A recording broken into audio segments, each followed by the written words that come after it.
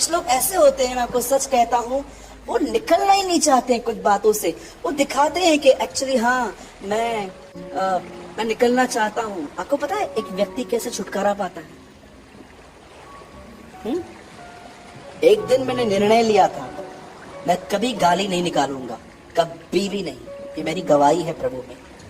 मुझे जितने भी साल हुए हैं मैंने कभी गाली नहीं निकाली, कभी भी नहीं आज तक। और जानते हो, एक बार निर्णय लेने के बाद आपको इस बात पे ध्यान देना पड़ेगा कि आपने जो निर्णय लिया है ना, अब आपका दिमाग उस बारे में आपसे बात न करे। आपने लिया है ना, बस आप आगे जाओगे। आपका दिमाग, आपके अंदर जो विचार है, वो आपके निर्णय को कैसे तोड़ते हैं बार बार। मैंने जब ये निर्णय लिया था कि मैं आज के बाद कभी गाली नहीं निकालूंगा, तो मैं आपको बताना चाहता हूँ, मेरे बिजनेस में एक व्यक्ति मुझे पैसे नहीं दे रहा था और मेरा दिमाग जानते क्या बोल रहा था, इतना सच्चा बनेगा ना, कोई पैसा देने वाला भी नहीं है तुझे। कई बार आप निर्णय लोगे ना, उसके बाद आपको अपने दिमाग से बात करने के लिए अलाउ नहीं है। यीशु ने कहा तुम्हारी बात हाँ की हाँ। दानियल ने निर्णय लिया कि वो राजा का भोजन खा के अशुद्ध नहीं होगा, उसे कोई भी नहीं मिटा पाया। आज बहुत सारे लोग जो निर्णय लेते हैं ना, फिर वो अपने दिमाग की बातों को करने देते हैं और फिर दिमाग जो है अपनी बातें करता है, मन। और फिर देखिए, एक बार एक निर्णय लेने के बाद फिर से अपने दिमाग को उस निर्णय के बारे में बात करते हुए मत सुनो। और आप जानते हैं, मेरा मन मुझे ऐसा कर रहा था, थोड़ी दादागिरी कर, थोड़ी गुंडागर्दी कर, तब पैसे निकलेंगे, ऐसा कोई नहीं देने वाला है। मैंने बोला नहीं प्रभु, अगर आप मेरे साथ होते तो आप मुझे कभी ये एडवाइस नहीं देते। ये मेरा मन मुझे गंदी सलाह दे रहा है। मैंने दुआ की।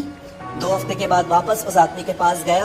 मैंने कहा अंकल, छोटा सा अमाउंट है, दे दो, आप बिलीव कीजिए, चाय पिला के उसने मुझे अमाउंट दिया। आप जानते हैं, जब बाइबल ऐसा बताती है कि वो लोग ऐसे लोग थे जो निकलना ही नहीं चाहते थे। जानते हो, कुछ लोग निकलना ही नहीं चाहते हैं। निर्णय लेने के बाद वो वापस अपने एक्शंस में से ये रिवील करते हैं कि एक्चुअली हम वहीं पर ठीक है। आप जानते हो, जब उन्होंने देखा कि इजराइल के लोग, ये फिरौन वापस आ रहा है, इन्होंने मूसा को बोला हम नहीं जाना चाहते थे, हमारे लिए ठीक था वहीं पर, तू यहाँ क्यों लेकर आया? वहां पर कब्रें नहीं थी क्या कि यहाँ पर गाड़ने के लिए लेकर आया? उसके बाद पर जैसे इन्होंने ऐसे बात की, मूसा ने परमेश्वर से बात की और मूसा प्रार्थना करने लग गया। प्रभु ने उसको कहा तू मुझे क्यों बोल रहा है? तेरे हाथ में लाठी है ना, लगा समुंदर पे। और जैसे उसने लाठी लगाई, वो समुंदर 2 भाग हो गया और लिखा है इजरायली पैरों पैर वहां से निकल के उस पार चले गए। और जैसे वो जो मिस्र के घोड़े आ रहे थे, वो कैसे डूब गए। आपको पता है क्या लिखा है? यहोवा ने उनके पहियों को निकाल दिया, परमेश्वर ने उनके पहियों को निकाल दिया, वो वहीं पर रह गए और समुंदर ने वापस उनको बंद कर दिया। अब सुनिए, 5 मिनट पहले ये कुड़कुड़ा रहे थे, अब देखो ये क्या कर रहे हैं। जैसे वो वहां पर उस पार पहुंचे, बाइबल बताती है मूसा की बहन थी मरियम, मरियम नहीं मैरियम, कई लोग उसको भी मरियम कहते, मैरियम लिखा गया है। उसकी बहन थी मैरियम और वहां पर कुछ औरतें थी, इन्होंने डबली कुछ चीजें निकाली और ये सब बहनें वहां पर सेलिब्रेट करने लग गई। मैं आपको सच कहता हूं, मैंने बाइबल के गीत पढ़े हैं। बाइबल में कहां पर हन्ना का गीत है,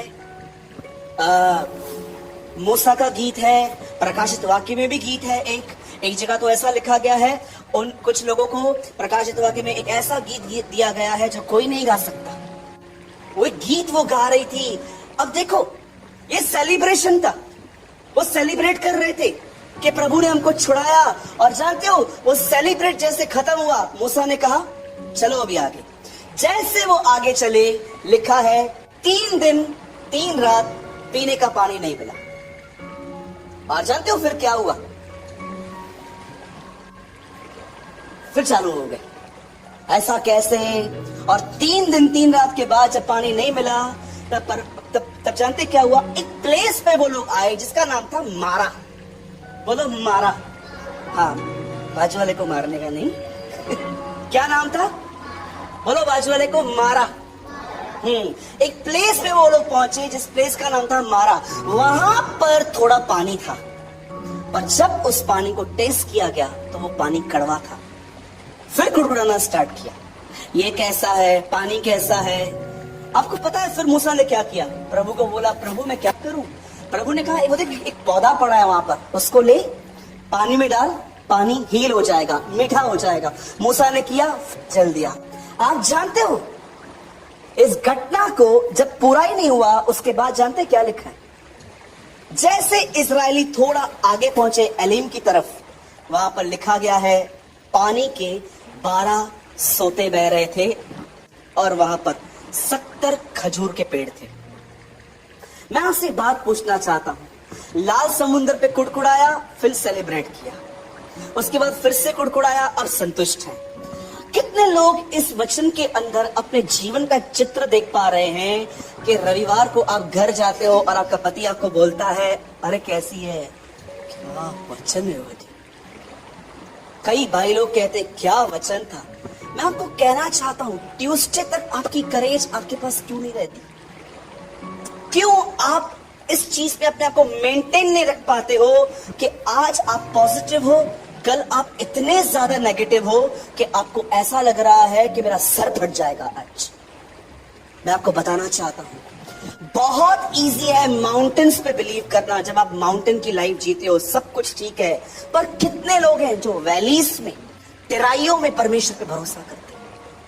आप जानते हो ये बाइबल का एक ऐसा चैप्टर है जो दिखाता है तेराई तकलीफें टेम्पररी हैं। मैं यीशु के नाम से कहता हूं, जितने भी लोग एक बिटर टाइम से गुजर रहे हैं, जैसे उन्होंने बिटर पानी पिया, जैसे अगर आप में से कोई ऐसा व्यक्ति बैठा हुआ है जो एक बिटर टाइम देख रहा है, एक ऐसा टाइम जिसकी आप वेट कर रहे हैं कि ये बस पूरा हो तो मैं भी कुछ आगे कुछ कर पाऊं, मैं आपको बताना चाहता हूं मेरे भाइयों और बहनों, यही समय है अपने आप को संभालने का, क्योंकि कुछ ही समय रह गया है। आपके लिए भी सोते और खजूर तैयार है, पर एटीट्यूड जो है वो इसमें कैसा रखा गया है।